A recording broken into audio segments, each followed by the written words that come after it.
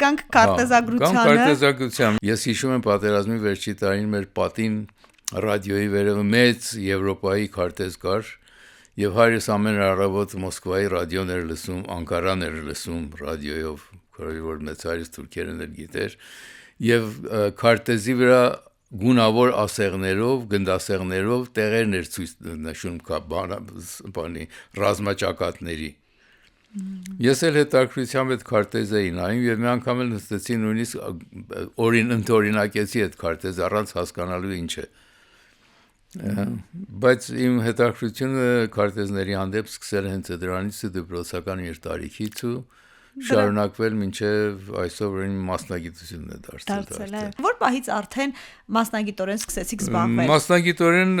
սկսել եմ ուսումնասիրել քարտեզները, այն ժամանակվանից արդեն կրթությունս ավարտել էի, Անգլիայից վերադարձել Պարսկաստան եւ գործով հաճախ գնում էի Լոնդոն, մեր անգլիացի գործընկերների հետ բանակցություններին։ Աճուրդի գնացի եւ 15-րդ դարի քարտեզ գնացի երկու հատ։ Այդ ինձ մեծ շատ հետաքրքրություն առաջացրեց դեպի հնագույն քարտեզագիտություն քարտեզները։ Եվ ես հետ հաստատվեցի Լոնդոնում։ Իմ ազատ ժամանակներս անց էի կացնում բրիտանական գրադարանում, ուր 4 միլիոն քարտեզ կա։ 4 միլիոն։ Հետաքրքրված էի այն քարտեզները, որ մեր տարածաշրջանն են ցուցադրում եւ ինչպես են ցուցադրում,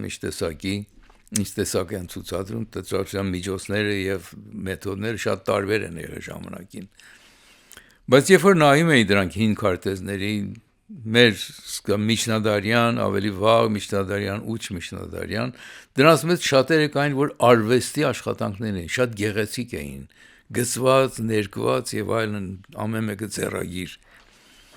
Ափսոսում եմ, որ միայն ես եմ տեսնում դրանք, մեր հայրենակիցներին առիթ չի լինում դրան վրա։ Մեկ անգամ խոսում էի այստեղ մեր հիմա այժմ Միրհավ հյուրանոցի տնօրենը Գորիսի Շահեն Զեյթունցյանի հետ, որ իմ մադամ մանկության ընկերս է։ Ասում էր քարտեզներ արի մի հատ օրացույց սարքիր, օրացույց պատրաստում 12 քարտեզ ջոգի, ես բանկերից խոսեմ, որ իրանք տպել տան։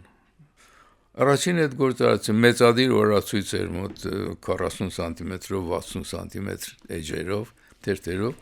եւ ամեն ամսի համար մեկ քարտեզ դրեցին, նկար դրեցին։ Բոլոր այդ քարտեզներում Հայաստանը կար։ Հայաստանի այս շրջանի քարտեզները սկսած առաջին, երկրորդ դարից մինչև 15-6-րդ դար էր դրանք։ Բոլորի մեջ Հայաստանը կա։ Կադաստրային քարտեզը գտել եք։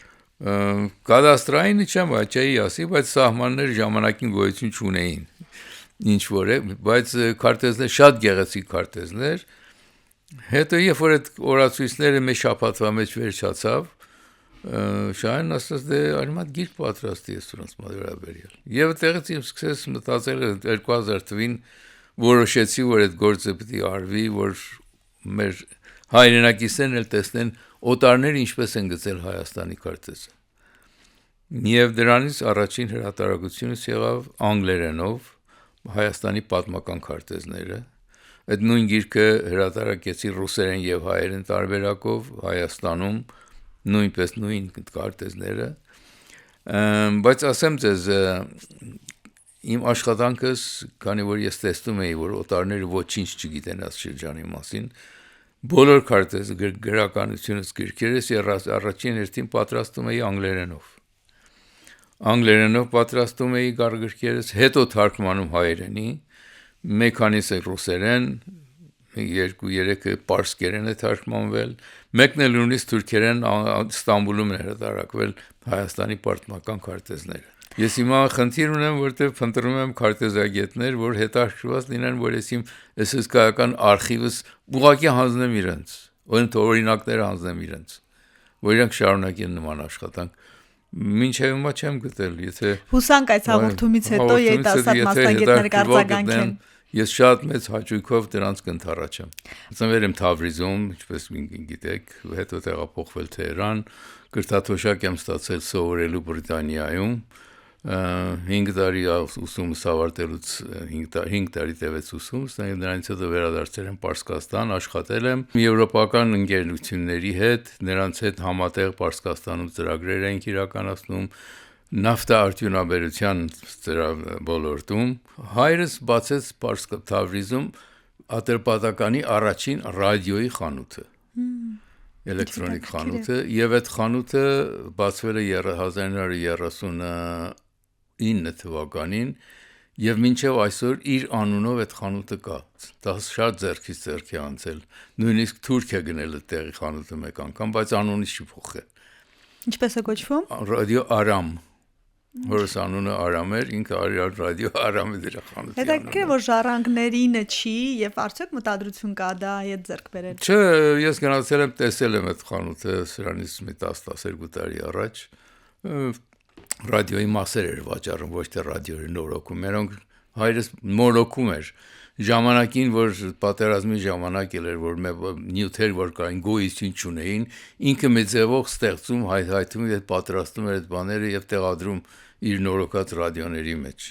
Հետաքրքիր գործեր էր անում, ես էլ միշտ նստած իրան նայում էի, տեսնի ինչով է զբաղվում։ Դե ձեր մասնագիտությունն էլ։ Ինձ օգնել է, որ ես ինժեներ դառնամ։ Մի գլոբալ հարց, դուք արևմուտքի, արևելքի այդ լինելով այստեղ, այնտեղ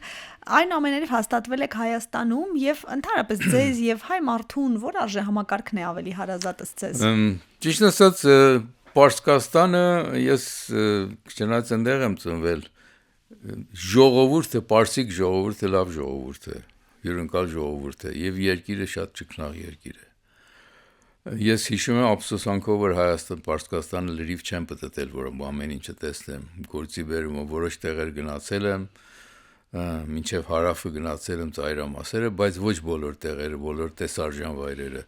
Շատ հոգեհարազատ են մեզ, բայց քոնը չէ։ Երբ որ այնտեղ կանգնած ես, գիտես, որ դու եթե պետական պաշտոնյա ունենաս, մաքսիմումը կարող ես նախարարի օգնական դառնալ, դրանից բարձր իրավունք չունես բարձրանում, քանի որ քրիստոնյա ես։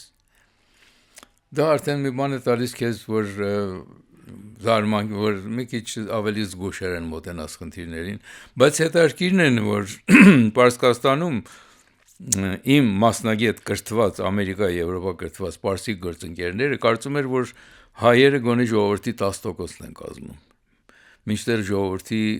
1/4%-ն էլ չկային հայերը։ Մեկ անգամ երբ որ ինժեներ էինք վարձում, պարսիկ ընկերներից մեկն ասավ, դե գնաս հայ կվարձես դու վստահ եմ։ Ասի ես չէ, հայ չեմ վարձի, ես դիմումները կտամ, թե դու ճոկիր դրանց որ վարձես։ Երբ որ մյուս շաբաթ դիմումների վրայից ջոկերեր ում դիմենք որ գան հարցազրույցի վարձելու համար, տեսա կեսից ավերը հայ ինժեներներ են։ Ասի բայց դու ինչ է լավ, դու պարսիկ ես, դու ինչու պարսիկներին չվերցրեցիր հայերին։ Դե ասավ, դե հասկացա, որ սրանք ավելի որակով են։ Քանի միլիոն եք դուք Պարսկաստանում։ Ասի մենք 250,000 ենք ընդամենը։ Հայությունը Պարսկաստանը այժմ 40 միլիոն ժողովուրդ ուներ։ Ասաց, բա ոնց է որ իմ բժիշկս, իմ ատամնաբուժս, իմ վարսավերս, իմ ես չգիտեմ մեխանիկս, մեքենայից նորոգելու, իմ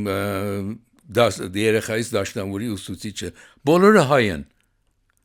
Ասի դե այդ քանակ չի, այդ որակ է։